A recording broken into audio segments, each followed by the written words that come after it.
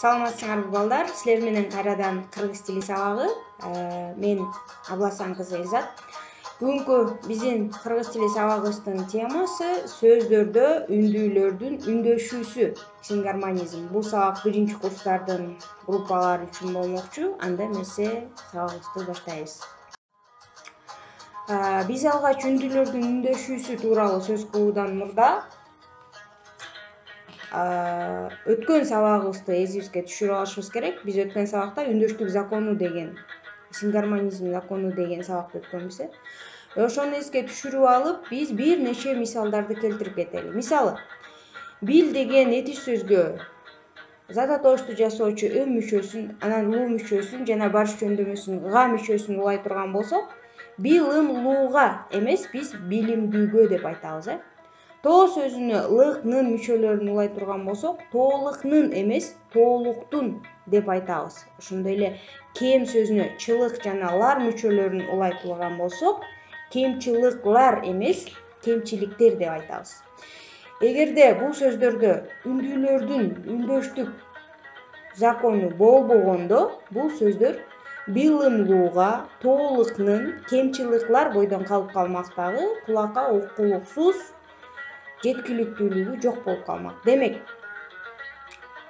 биз азыр болсо айтканда мынакей билимдүүгө, тоолуктун, кемчиликтерди үндөштүктү сактап айтып атабыз. Демек, кыргыз тилиндеги сөздөрдө үндүүлөрдүн үндөшүүсү болгон үчүн сөздөр биздин кулагыбызга абдан угумдуу, жагымдуу, түшүнүктүү. Ошондой эле биз өткөн сабакта сөз кылгандай, төкмөлүк өнөрдүн абдан бийик деңгээлде өнүгүшүн дал ушул үндүүлөрдүн үндөштүк закону камсыз кылып турат экен кыргыз тилинде. Эми үндүүлөрдүн үндөштүүсү тууралуу айтардан мурда биз өткөн сабактарда өткөн үндүүлөрдүн классификациясын, бөлүнүшүн эске түшүрүп алышыбыз керек. Үндүүлөр эринге карай, тилге карай, жаакка карай жана созулушуна карай бөлүнөт өз ара. Биз бүгүнкү сабагыбызда үндүүлөрдүн классификациясынын эринге карай жана тилге карай бөлүнүшү тууралуу сөз кылабыз. Башкача айтканда, үндүүлөрдүн үндөшүүсү дал ушул эринге жана тилге карай ээрчип үндөшөт. Төмөндө биз бул тууралуу толук түшүндүрмө берип кетели. Кыргыз тилинде үндүү тыбыштар эринге карай кантип үндөшөт? Эгерде сөздөгү биринчи үндүү тыбыш, биринчи турган үндүү тыбыш эринчил боло турган болсо, андан кийинки үндүү тыбыштардын баардыгы ошону ээрчип эринчил болот. Кыргыз тилиндеги эринчил үндүү тыбыштар о, у, ö, үй тыбыштары. Мисал алсак, ток деген сөзгө чылык мүчөсүн улай турган болсок, биз токчулук деп айтабыз. Демек, бул жерде биринчи ток деген сөздөгү о тыбышы эринчил болгондугуна байланыштуу, чылык мүчөсүндөгү ы тыбышы аны ээрчип уга өтүп туруп эринчил болуп өзгөрүп кетти. Эми, эгерде биринчи үндүү тыбыш, сөздөгү биринчи үндүү тыбыш эринсиз боло турган болсо, кийинкилери да аны ээрчип эринсиз болот. Эринсиз тыбыштар а, ы, и тыбыштары. Мисалы, алыстагылар деген сөздү ала турган болсок, сөздүн биринчи муунундагы үндүү тыбыш а эринсиз болгондон кийин, кийинки ээрчиген муундардагы үндүү тыбыштардын баардыгы аны ээрчип эринсиз болуп калышты. Ошондой эле ынтымак деген сөздү ала турган болсок, сөздүн биринчи муунундагы ы тыбышы эринсиз болгондугуна байланыштуу, кийинки тыбыштардын баардыгы, үндүү тыбыштардын баардыгы аны ээрчип эмне болду? Эринсиз болуп калды.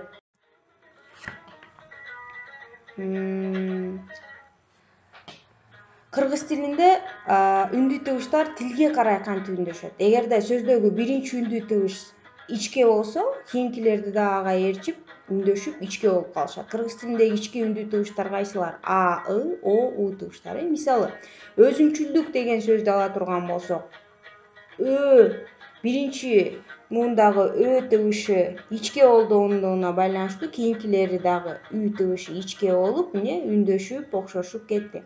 Сөздөгү биринчи үндүү тыбыш эгерде жоон боло турган болсо, кийинкилери дагы аны ээрчип жоон болушат. Кыргыз тилинде жоон үндүүлөр кайсылар? И,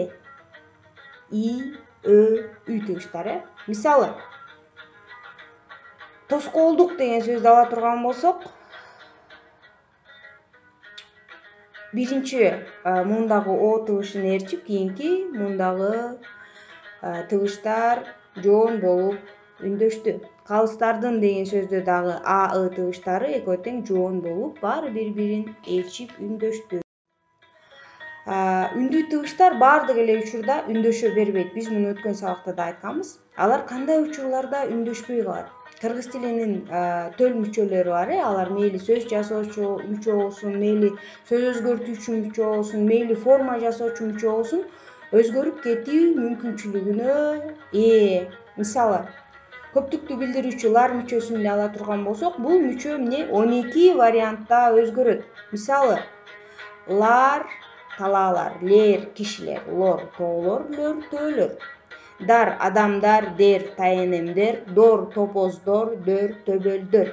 Тар таштар, тер теректер, тор топтор, төр түрктөр болуп. Бирок кыргыз тилинде айрым мүчөлөр таптакыр өзгөрбөйт. Алар туруктуу бойдон калат. Кандай сөзгө жалганып уланып келбесин, алар өзүнүн баштапкы абалынан эч качан өзгөрбөйт. Аларды биз өткөн сабакта да айтканбыз, ээрчибес мүчөлөр деп коебуз. Мисалы, зар деген мүчө бар. Бул мүчө туруктуу мүчө болот. Мисалы, өрүк деген сөзгө зарды улай турган болсок, өрүк зар болот. Гүл деген сөзгө зарды улай турган болсок, гүл зар болот. Бул жерде үндөштүк эмне болду? Үндүүлөрдүн үндөшүүсү бузулду. Эмнеге? Үй тыбыштары ээринчил болуп келди дагы. Ал эми зардагы а тыбышы ээринсиз болуп калды. Көрдүңөрбү? Үндөштүк закону бул жерде бузулду. Биринчи үндүүлөргө карата зар мүчөсүндөгү үндүү ээрчип үндөшкөн жок. Ошондой эле гүлзардагы гүл деген сөздөгү үй тыбышы ээринчил болсо, зардагы а ээринсиз болуп, аны ээрчибей койду. Анан биз өткөн сабакта дагы сөз кылганбыз. Башка тилдерден кабыл алынган сөздөрдө эмне үндүүлөрдүн үндөшүүсү бузулат деп. Мисалы, интернационал деген сөз бар. Бул жерде биринчи муундагы и ичке болот, анан ээринсиз болот. Экинчи муундагы ичке, анан ээринсиз. Ал эми үчүнчү муундагы а жоон, анан ээринсиз. Ал эми төртүнчү муундагы о болсо жоон ээринчил. Көрдүңөрбү? Башаламан болуп, бири бирин ээрчибей, бир ичке, бир жоон, бир ээринсиз, бир ээринчил болуп айтылып калды. Бирок ушул башка тилден кабыл алынган сөздөргө кыргыз тилинин төл мүчөлөрү уланганда, алар үндөштүк законун бузбай сактап уланат. Мисалы, бюллетень деген сөз бар. Бюллетень деген сөзгө көптүктү билдирүүчү лар мүчөсүн улай турган болсок, бюллетеньлар эмес, бюллетендер болуп, көрдүңөрбү? Төл мүчө өзгөрүп, үндөштүктү сактады. Мынакей балдар, ушундай. Биз силер менен өткөндө дагы сингармонизм закону жөнүндө толук сөз кылганбыз. Ал эми бүгүнкү сабагыбызда биз үндүүлөрдүн үндөшүүсү тууралуу сөз кылдык. Менин оюмча бул сабак силерге кичине болсо дагы маалымат берип, бир түшүнүк берди болуш керек деген ойдомун. Кийинки сабактарда көрүшкөнчө жакшы калгыла демекчимин жана мен тапшырмаларды силерге сөзсүз түрдө, тест түрүндө жана суроо түрүндө өзүнчө файл кылып берем.